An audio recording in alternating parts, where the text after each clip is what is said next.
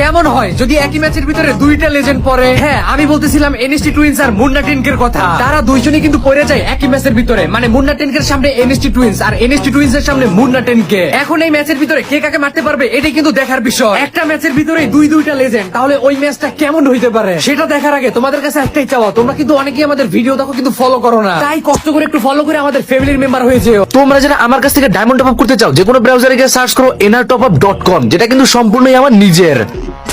তো আমার সামনে এই যে প্লেয়ারটা দেখতে পাচ্ছ এটা কিন্তু মুন্না ভাই, এবং এর সাথে এই যে প্লেয়ারটা দেখতে পাচ্ছ এটা দুরন্ত অফিসিয়াল। তো চলো শুরু থেকে শুরু করা যাক। আসেন আসেন আসেন আমার সাথে আসেন। ভাই ভাই ভাই, একটু গুলো আমার ভাই। আরে ভাই এখানে কিন্তু আমার সবগুলা টিমমেট মরে গেছে আর আমি একলা বেঁচে আছি। এন্ড সামনে থেকে কিন্তু মুন্না ভাইয়ের পুরো স্কোয়াড আমার উপরে রাশ করতেছে।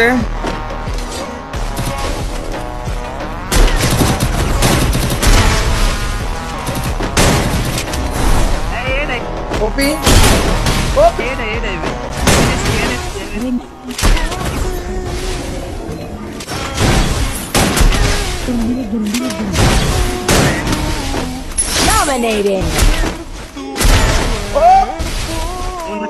Help me!